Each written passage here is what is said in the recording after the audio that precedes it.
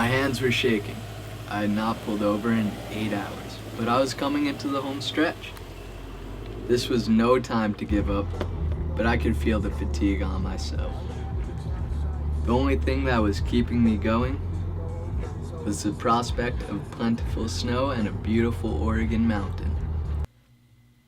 The thought of being able to ski in the morning had transformed our attitudes during the drive and shifted my perspective from exhaustedness to excitement. The trigger for this thought and perspective shift was seeing Mount Hood for the first time. After driving for over 12 hours, my roommate and I had finally made it to Mount Hood, and were strangely ready to ski. We pulled up to the Timberline Lodge and began to prepare to ski. We were both physically exhausted, but we were unbelievably excited to be in Oregon. We got on the first lift, and it felt as if we were back home. Home, for my roommate and I, is where we feel the most comfortable, and that is on the snow. The sun was beaming bright, and so were we. Getting off the lift, we could feel the vibrations of Mount Hood. It just has a special pull towards it.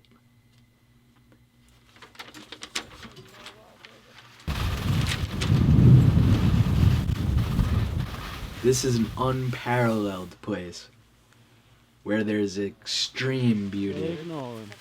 There are endless rolling hills melding into spectacular mountains, all surrounded by immense waterfalls. When we began skiing, our minds were in a creative mode, and our bodies, which should have been tired, were simply producing.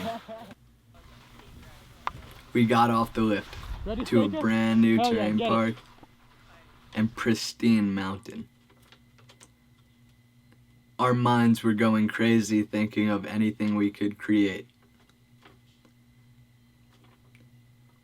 There was a perfectly shaped half pipe at the top of the park, and this is the feature that got us going. My roommate and I were both launching off the pipe, throwing nose butters back to the bottom of the pipe, and doing anything we could to launch ourselves off. As we flowed throughout the park, our eyes would glare at a new feature, and our bodies would perform what our minds were creating.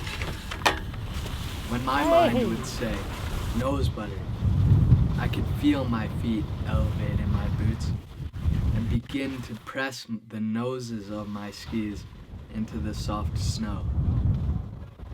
The snow has endless possibilities, and we were deciding what tricks to do and where to do them on the fly. We couldn't get enough of it. As we continued to lap the park, each of us would land bigger and better tricks. This is why we were at Mount Hood. And as I previously talked about, the vibrational pull of Mount Hood, it's not something that can just be felt. It can also be shown.